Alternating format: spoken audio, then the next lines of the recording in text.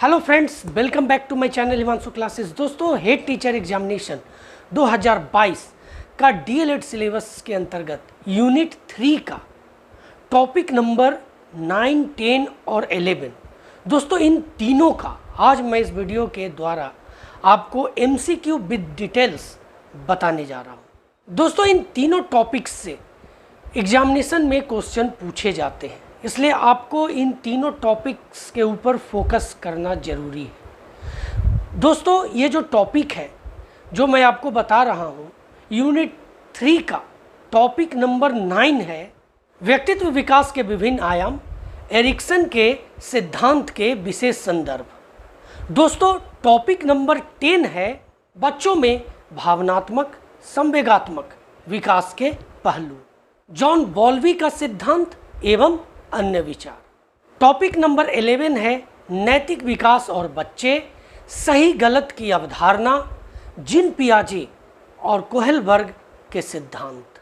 दोस्तों, इन तीनों टॉपिक्स का मैं आज आपको एमसीक्यू विद डिटेल्स बताने जा रहा हूँ। इस तरह से बताऊंगा कि आपको पूरे चैप्टर्स की जानकारी हो जाएगी। तो बहुत ही इंपॉर्टेंट वीडियो है, आपको पूरा एक एक क्वेश्चन को ध्यान से देखना चाहिए। तो चलिए शुरू करते हैं इस वीडियो को। तो दोस्तों, जैसा कि आप स्क्रीन पर देख रहे हैं, हेड टीचर एग्जाम 2022 के अंतर्गत डीएलएड सिलेबस में आज हम लोग यूनिट 3 का टॉपिक नंबर 9, 10 और 11 का एमसीक्यू विद डिटेल्स पढ़ने जा रहे हैं। और वो टॉपिक क्या है एक बार फिर मैं आपको बता दूं। टॉपिक नंबर 9 है दोस्तों व्यक्तित्व विकास के विभिन्न आयाम, एरिक्सन के सिद्धांत का विशेष संदर्भ। टॉपिक नंबर 10 है बच्चों में भावनात्मक संवेगात्मक विकास का पहलू, जॉन बॉल्वी का सिद्धांत एवं अन्य विचार। और साथ ही साथ टॉपिक नंबर 11 है नैतिक विकास और बच्चे, सही गलत की अवधारणा। और यहाँ हम लोग जीन पियाजे और कोहलबर्ग के सिद्धांत को भी पढ़ने जा रहे हैं। बहुत ही महत्वपूर्ण ये वीडियो है और बहुत ही महत्वपूर्ण यह टॉपिक है दोस्तों, ये तीनों टॉपिक। तो चलिए आज इसका एमसीक्यू विद डिटेल्स यहाँ पर मैं आपको बता दूँ, विद डिटेल्स के साथ मैं आपको ये बताने जा रहा हूँ। दोस्तों, व्यक्तित्व विकास के विभिन्न आयाम, एरिक्सन के सिद्धांत का विशेष संदर्भ के अंतर्गत पहले हम लोग जान लेंगे कि फ्रायड ने व्यक्तित्व के मनोलैंगिक विकास के संदर्भ में मुख्य रूप से कितनी अवस्थाओं का उल्लेख किया है। तो इसका सही जवाब है ऑप्शन नंबर सी, 5। अब ये देखिए, ये पांचों जो अवस्थाएं हैं वो कौन कौन से हैं, बहुत ध्यान से देखिएगा, उन्हें नोट भी आपको करते जाना है। देखिए, नंबर 1 जो अवस्था है फ्रायड का, वो है मुखीय अवस्था। इसमें बच्चा अंगूठा चूसता है और ये जन्म से 1 वर्ष तक की अवधि होती है। दूसरा है गुदीय अवस्था, ये मल मूत्र का स्पर्श करता है, बच्चा इसमें स्पर्श करता है, ये 1 से 2 वर्ष तक चलता है। तीसरा जो है वो है लैंगिक अवस्था, और इसके अंतर्गत लैंगिक अंगों को स्पर्श करना 1 से 3 वर्ष तक होता है। फिर है चौथा जो है अदृश्य अवस्था। अदृश्य अवस्था के अंतर्गत क्या होता है दोस्तों कि लैंगिक भावनाओं पर नियंत्रण होता है, ये 6 से 13 वर्ष तक का काल है। उसके बाद है 5वां जो है जनेंद्रिय अवस्था। ये देखिए, इसमें क्या होता है, विषमलिंगियों के प्रति आकर्षण होता है, और ये किस अवस्था में होता है, किशोरा अवस्था में होता है। अब चलिए आगे देखते हैं क्वेश्चन नंबर 2। क्वेश्चन नंबर 2 है कि एरिक्सन ने व्यक्तित्व विकास के कितने चरणों की व्याख्या प्रस्तुत की है। अब यहाँ देखिए, जो एरिक्सन ने व्यक्तित्व विकास के चरणों की व्याख्या की है वो कितने चरण में की है, उसका सही जवाब है ऑप्शन नंबर सी, 8 चरण। ये सी ऑप्शन सही है। अब देख लेते हैं ये 8 चरण कौन कौन से हैं। तो एरिक्सन द्वारा प्रतिपादित व्यक्तित्व सिद्धांत में मनोसामाजिक विकास की 8 अवस्थाओं के नाम इस प्रकार है। देखिए, पहला शैशवावस्था, विश्वास बनाम अविश्वास, ध्यान रखिएगा। दूसरा प्रारंभिक बाल्यावस्था, स्वतंत्रता बनाम लज्जाशीलता। यही दोनों में दोस्तों ये जो आप देख रहे हैं, विश्वास बनाम अविश्वास, स्वतंत्रता बनाम लज्जाशीलता, ये अंतर्द्वंद है, ये एरिक्सन ने इसी को क्लियर किया है। तीसरा जो है खेल अवस्था है, इसमें है पहल शक्ति बनाम दोषिता। चौथा है स्कूल अवस्था, परिश्रम बनाम हीनता। छठा है किशोरावस्था, अहम पहचान बनाम अहम भूमिका संभ्रांति। देखिए, 7वां जो है वो है तरुण वयस्कावस्था, और इसमें घनिष्ठ बनाम विलगन होता है।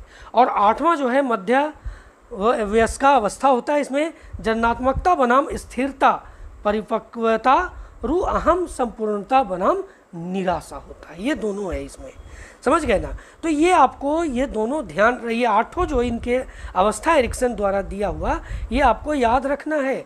एग्जामिनेशन में हो सकता है इससे क्वेश्चन आपसे पूछे जाएं, इन अवस्थाओं के बारे में आपसे क्वेश्चन पूछा जाए, इसके नाम पूछे जाएं। अब जो 3 क्वेश्चन है वो है कि एरिक्सन ने व्यक्तित्व विकास के लिए किन कारकों के महत्व पर बल दिया।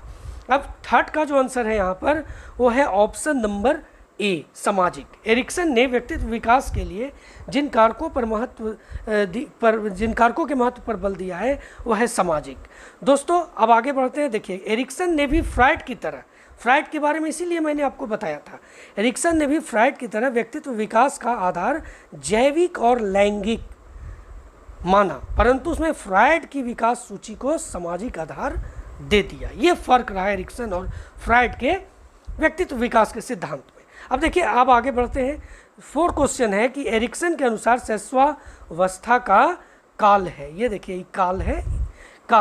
अब 4 का यहाँ पर जो ऑप्शन देख रहे हैं उसमें सही जवाब है ऑप्शन नंबर ए, जन्म से लेकर 1 वर्ष। ये एरिक्सन के अनुसार शैशवावस्था का काल है, जन्म से लेकर 1 वर्ष, कहीं कहीं 0.5 वर्ष भी रहता है, लेकिन आपको याद रखना है जन्म से लेकर 1 वर्ष।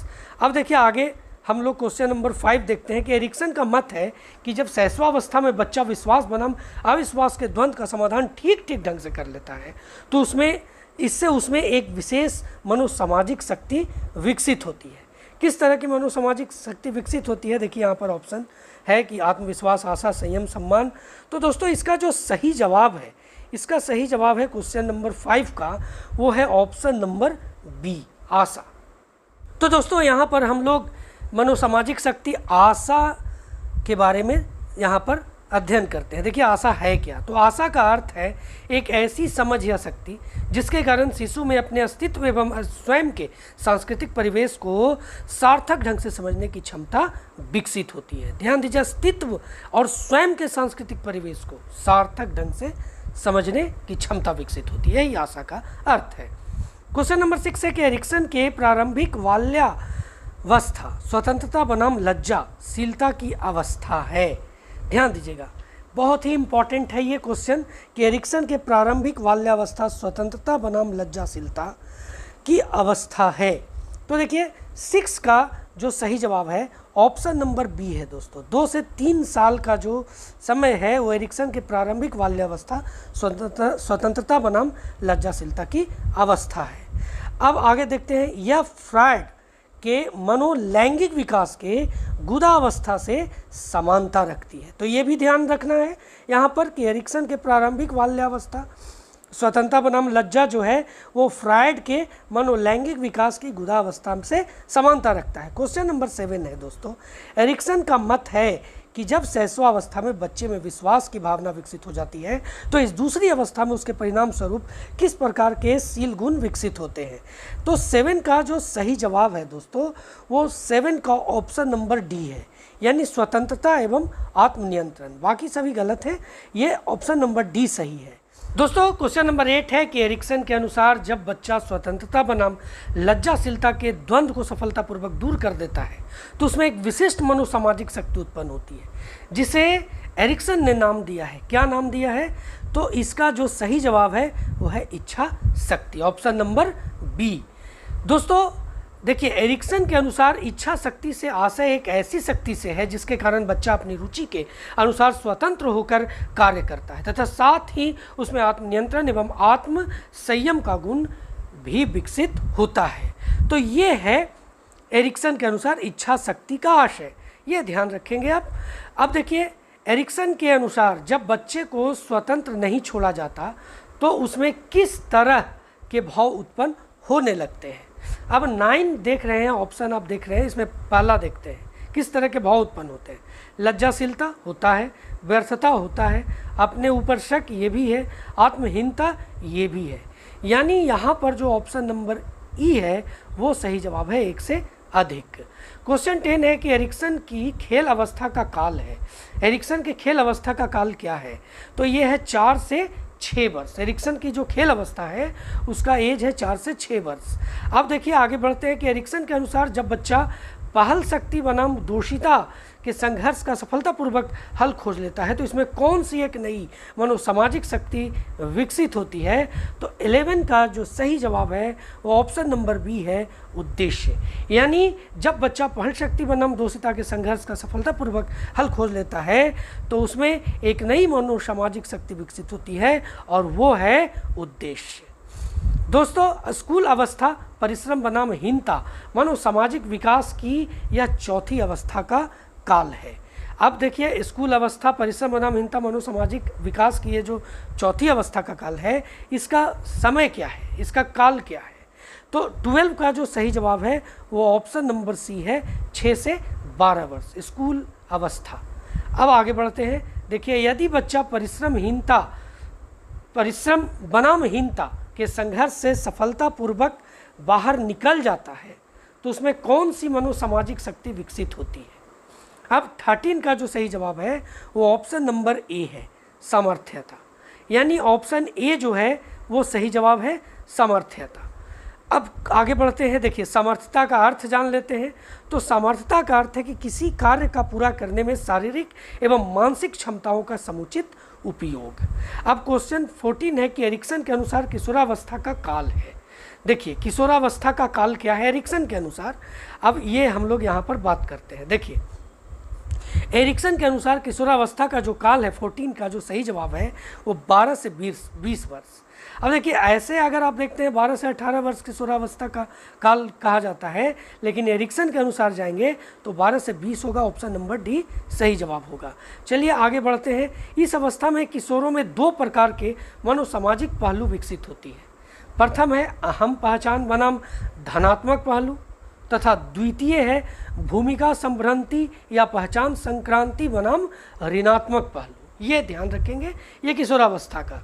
तो एरिक्सन के अनुसार किशोरों में कर्तव्यनिष्ठता की भावना का उदय होना उनके व्यक्तित्व विकास को इंगित करता है। ये चीज़ें आप ध्यान रखेंगे। देखिए, क्वेश्चन नंबर 15 है कि एरिक्सन के अनुसार तरुण वयस्कावस्था का काल है। तो 15 का जो सही जवाब है ऑप्शन नंबर सी है, 20 से 30 वर्ष। दोस्तों, अब आगे बढ़ते हैं। 16 घनिष्ठता बनाम विलगन से उत्पन्न समस्या का सफलतापूर्वक समाधान होने पर व्यक्ति में किस विशेष मनोसामाजिक शक्ति विकसित होती है? अब यहाँ पर आप ऑप्शन देख रहे हैं, उसके अनुसार 16 का जो सही जवाब है वो है स्नेह। वो सही जवाब क्या है? ऑप्शन नंबर डी, स्नेह। दोस्तों, अब यहाँ पर हम लोग देखते हैं कि स्नेह का अर्थ क्या है।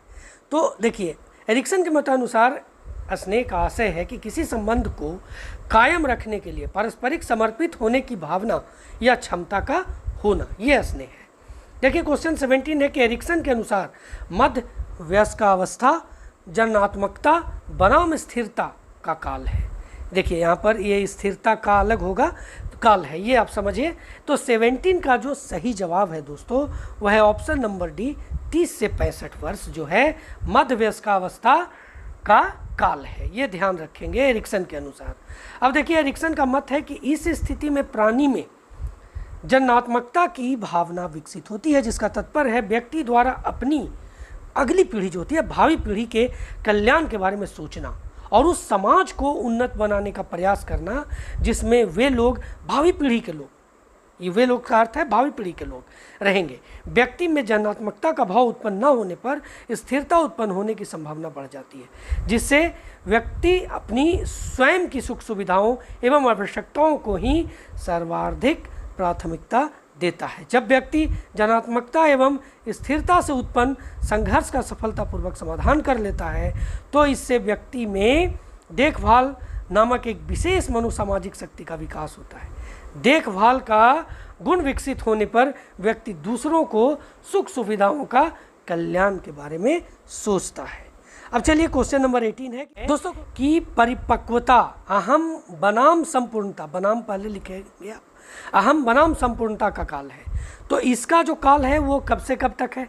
तो 18 का जो सही जवाब है वो डी है, 65 वर्ष से लेकर के मृत्यु तक ये परिपक्वता का काल है एरिक्सन के अनुसार।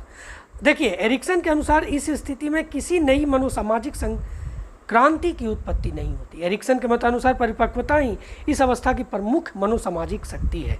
इस अवस्था में व्यक्ति जो होता है वास्तविक अर्थ में परिपक्व होता है, किंतु कुछ व्यक्ति जो अपनी जिंदगी में असफल रहते हैं वो इस अवस्था में चिंतित रहने के कारण निराशाग्रस्त रहते हैं और अपने जीवन को भार स्वरूप समझने लगते हैं। दोस्तों, यदि वह निराशा और दुश्चिंता लगातार ये बनी रहे दोनों, तो वे मानसिक विषाद से ग्रस्त हो जाते हैं। क्वेश्चन नंबर 19 है कि एरिक्सन के सिद्धांत के गुण हैं। अब 19 देखते हैं। 19 में जो ऑप्शन ए आप देख रहे हैं, समाज में व्यक्तित्व की भूमिका का बल, ये भी सही है। किशोरावस्था को महत्वपूर्ण स्थान, ये भी सही है। आशावादी दृष्टिकोण, ये भी एरिक्सन के सिद्धांत के गुण हैं। जन्म से लेकर मृत्यु तक की मनोसामाजिक घटनाओं को शामिल करना भी हम लोगों ने पढ़ा। तो ये सभी चारों सही है, यानी ऑप्शन नंबर ही एक से अधिक इसका सही जवाब होगा। चलिए क्वेश्चन 20 है कि संवेग किसी प्राणी की हलचल पूर्ण अवस्था है, उक्त कथन किसका है। अब 20 का जो सही जवाब है वो है दोस्तों वुडवर्थ का। वुडवर्थ ने कहा है कि संवेग किसी प्राणी की हलचल पूर्ण अवस्था है। तो अब आगे देखते हैं कि मैकगूगल का क्या है। तो देखिए, मैकगूगल ने के अनुसार संवेग मूल प्रवृत्ति का केंद्रीय, अपरिवर्तनशील तथा आवश्यक पहलू है। वहीं वैलेंटाइन ने संवेग के बारे में बताया। देखिए, जो भी मैं आपको बता रहा हूँ वो संवेग के बारे में बता रहा हूँ। तो वैलेंटाइन के अनुसार जब भावात्मक दशा तीव्रता में हो जाए तो हमें संवेग, तो उसे हम संवेग कहते हैं। रॉस ने के विचार में संवेग चेतना की वह अवस्था है जिसमें भावात्मक तत्व की प्रधानता रहती है। तो ये सब आपको नोट करना है, याद रखना है। देखिए क्वेश्चन नंबर 21 है। 21 है कि जॉन बॉल्बी के लगाव सिद्धांत के प्रमुख बिंदु हैं। अब देखिए 21 के यहाँ पर हम लोग देखते हैं उनका जो सिद्धांत के प्रमुख बिंदु जो हैं उनके बारे में चर्चा कर रहे हैं। तो एक बच्चे को जन्म से ही लगाव फिगर की ज़रूरत होती है, बिल्कुल सही है। बच्चा का अपने माता के साथ होता है। एक बच्चे को जीवन के लगभग पहले 2 वर्षों हेतु एक सबसे महत्वपूर्ण लगाव आंकड़ा की लगातार देखभाल प्राप्त होनी चाहिए, ये भी सही है। दीर्घ अवधि तक मातृवंचिता का प्रभाव, ये भी सही है। अब देखिए डी जो है कि लगाव आंकड़ों से लघु अवधि अलगाव का प्रभाव, ये भी सही है। यानी ये चारों ऑप्शन सही है, यानी ऑप्शन नंबर ही सही है, एक से अधिक। अब 22 है कि शैशवावस्था के दौरान कौन से मूल संवेग विकसित होते हैं। तो 22 का जो सही जवाब है ऑप्शन नंबर डी है, भय, क्रोध और प्रेम। शैशवावस्था के दौरान ये मूल संवेग विकसित होते हैं। दोस्तों संवेग है, इसके बारे में देखते हैं। संवेग है, यहाँ पर ऑप्शन आप देख रहे हैं 5 है संवेग।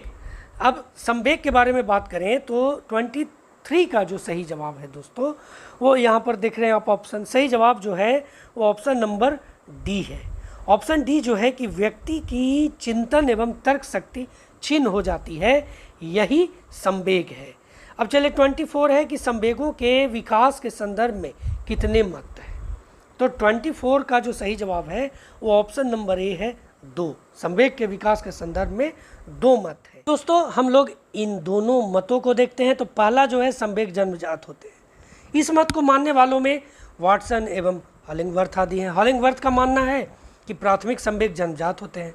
तो वाटसन ने बताया कि जन्म के समय बच्चे में 3 प्राथमिक संवेग भय, क्रोध और प्रेम होते हैं।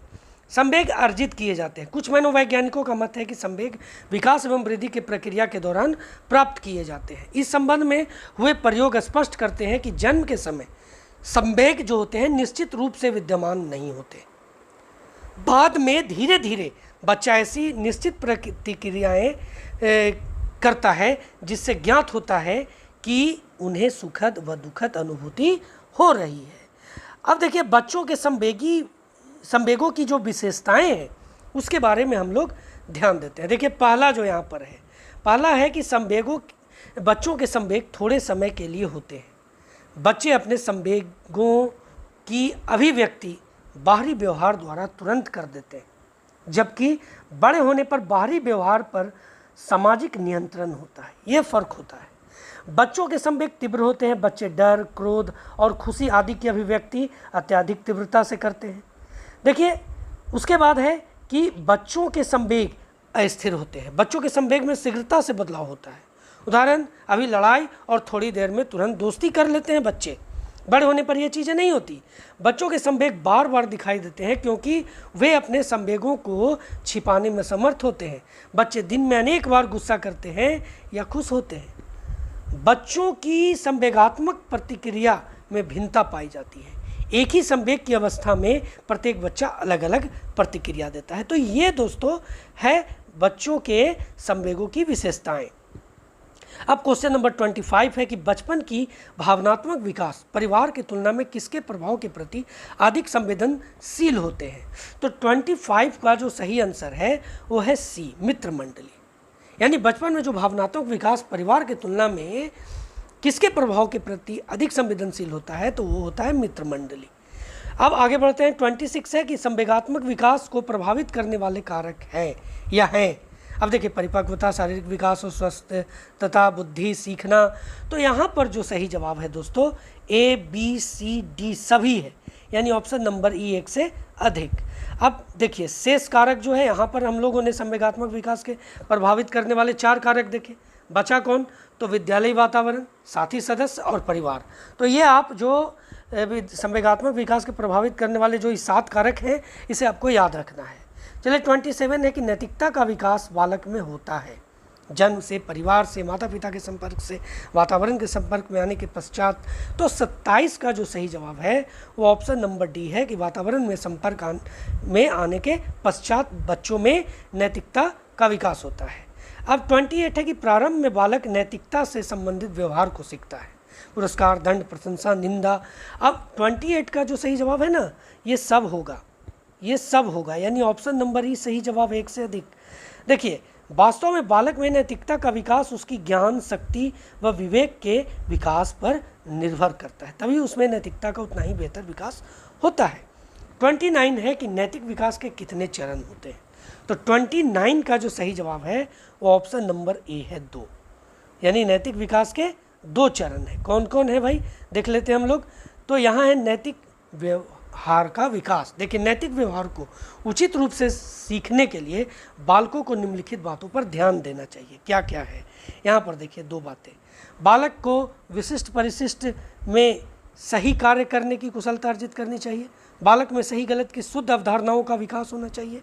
अब ये देखिए, यह है नैतिक विकास का विकास के अंतर्गत ये 2 बातें। अब देखिए, तीसरा जो है विभिन्न परिस्थितियों में समान विशेषताओं वाले व्यवहार का अर्जन करना चाहिए। अब चलिए दूसरा देखते हैं कि नैतिक अवधारणा का विकास। तो नैतिक विकास की प्रक्रिया में नैतिक अवधारणा का विकास भी एक आवश्यक पहलू। जब हम सही गलत की बात करते हैं तो हम यह मान लेते हैं कि यह भावनात्मक विचार है। भावनात्मक अवधारणाओं को ग्रहण करने तथा समझने के लिए आवश्यक है कि मानसिक तथा शारीरिक परिपक्वता में संतुलन हो, और जब तक इसमें संतुलन नहीं होगा तब तक भावनात्मक अवधारणा ग्रहण नहीं होगा। अवधारणा के विकास पर बालक की बुद्धि उसके सामाजिक सांवेगिक विकास, सांस्कृतिक वातावरण एवं उसकी प्रक्रिया से उत्पन्न होता है। अब क्वेश्चन नंबर 30 है कि जीन पियाजे ने संज्ञानात्मक विकास की कितनी अवस्थाओं में विभाजित किया है। तो दोस्तों, इसका जो सही जवाब है वो ऑप्शन नंबर बी है 4। हमेशा याद रखेंगे कि जीन पियाजे ने संज्ञानात्मक विकास के 4 अवस्थाओं में विभाजित किया है। अब देखिए, ये 4 अवस्थाएं कौन कौन से हैं। तो पहला है दोस्तों संवेदिक पेशीय अवस्था, यानी सेंसरी मोटर। ये कब से कब तक होता है, संवेदिक पेशीय अवस्था। तो इसका जो काल है जन्म से 2 वर्ष। दूसरा है पूर्व संक्रियात्मक अवस्था, यानी प्री ऑपरेशनल, ये 2 से 7 वर्ष। तीसरा है मूर्त संक्रियात्मक अवस्था, ये है 7 से 12 वर्ष। और उसके बाद 4 नंबर जो है वो है अमूर्त संक्रियात्मक अवस्था, और ये जो है दोस्तों 12 से 15 वर्ष ये है। अब देखिए, इसमें हम लोग जानते हैं कि देखिए, पहला जो आप देखें यहाँ पर ये संवेदी पेशीय अवस्था, इसमें जो अवस्था यहाँ पर फिर हम देखते हैं 2 से जन्म से 2 वर्ष।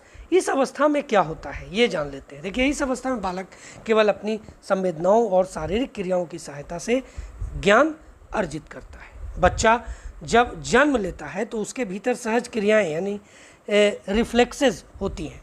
इन सहज क्रियाओं और ज्ञानेंद्रियों की सहायता से बच्चा वस्तुओं, ध्वनियों, स्पर्श, रसों एवं गंधों का अनुभव प्राप्त करता है एवं इन अनुभवों की पुनरावृत्ति के कारण वातावरण में उपस्थित उद्दीपकों की कुछ विशेषताओं से परिचित होता है।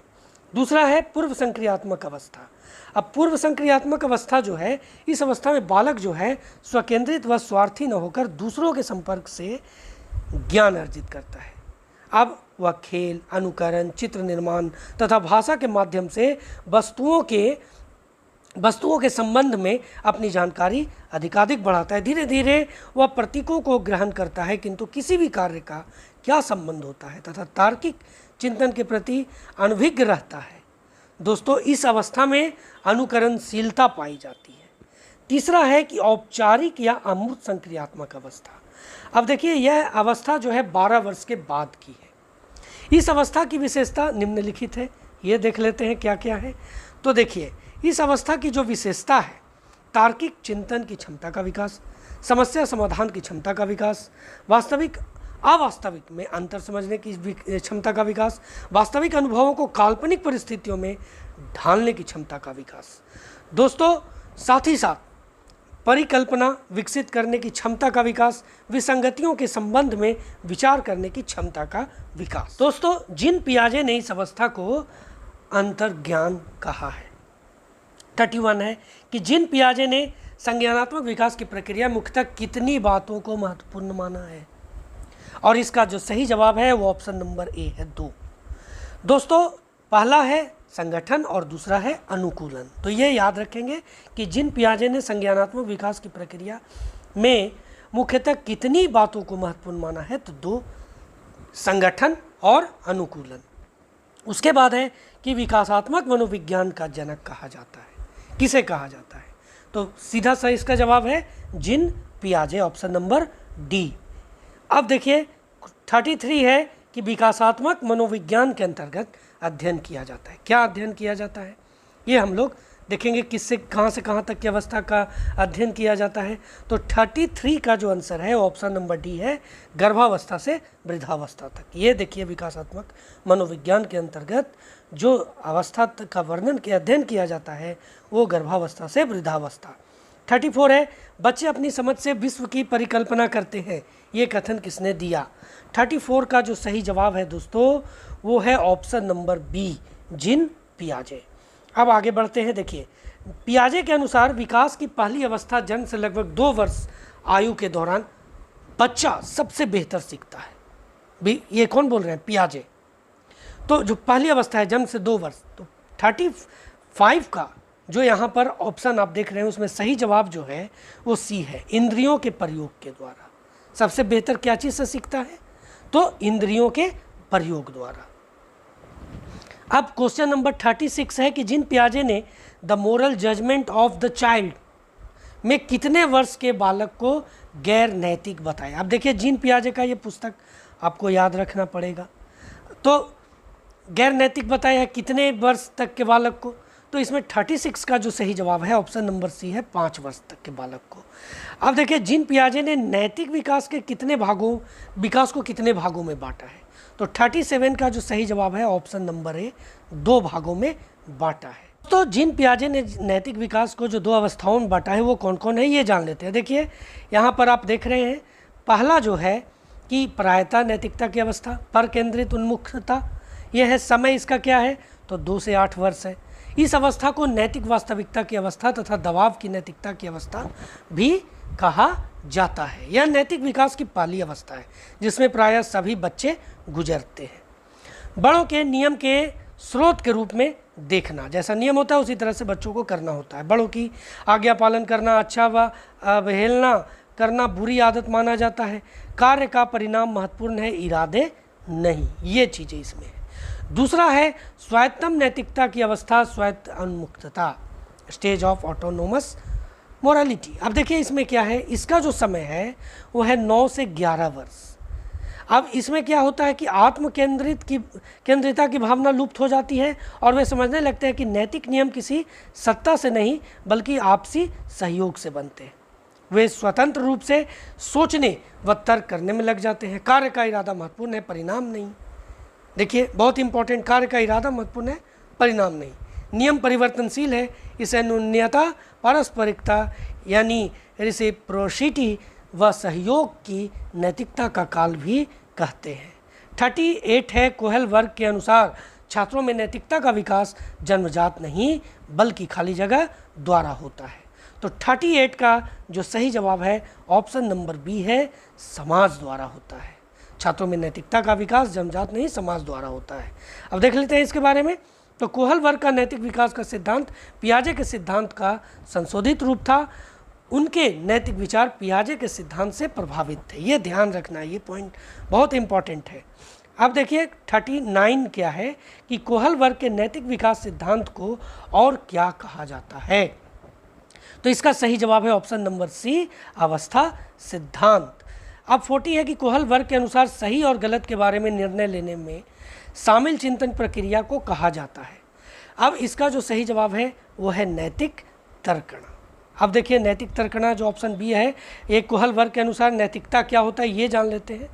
यह वह गुण है जिससे हमें सही और गलत की पहचान होती है। इसे सामाजिक परिवेश में सीखा जाता है। जब बालक का जन्म होता है तो वह ना तो नैतिक होता है और न ही अनैतिक होता है, वह अच्छा या बुरा समाज से ही सीखता है। कोहल वर्ग ने नैतिक विकास सिद्धांत को कितनी अवस्थाओं में बांटा है।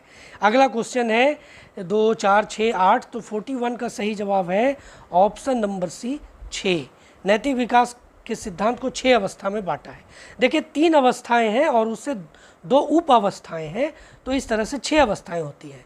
अगर 3 दिया हुआ रहेगा तो 6 नहीं रहेगा, अगर 6 रहेगा तो 3 नहीं रहेगा, इस बात का ध्यान रखेंगे। अब देखिए कोहल वर्ग ने नैतिक विकास के कुल 6 अवस्थाओं का वर्णन किया है, लेकिन उन्होंने दोनों अवस्थाओं को एक साथ रखकर इनको 3 स्तर पर रखा है एवं इनकी व्याख्या की है, जो इस प्रकार है।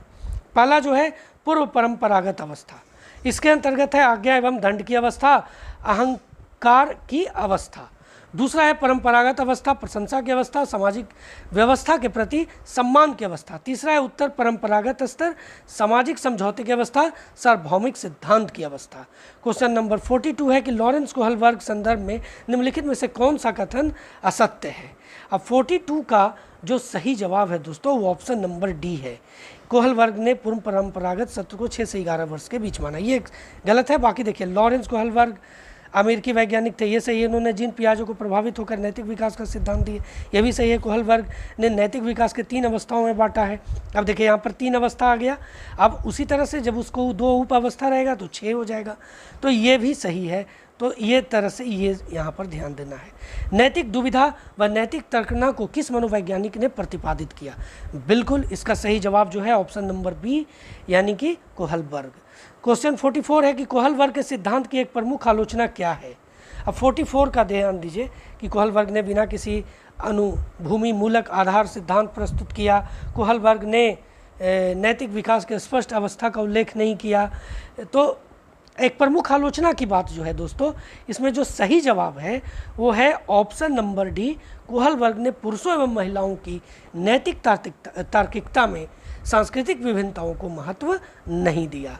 अब आते हैं 45। कोहल वर्ग के अनुसार किस अवस्था में नैतिकता बाह्य कारकों द्वारा निर्धारित होती है। तो 45 का जो सही जवाब है वो है ऑप्शन नंबर ए, पूर्व पारंपरिक अवस्था। तो दोस्तों यह था इन तीनों चैप्टर्स का MCQ, और मैंने कोशिश किया कि इन सभी चैप्टर्स को इसमें समाहित कर दिया जाए और इस तरह से आपको बताया जाए कि आपको अगर एग्जामिनेशन में इन तीनों चैप्टर्स से क्वेश्चन पूछे जाते हैं तो आपको उसका आंसर देने में कोई तरह की परेशानी ना हो।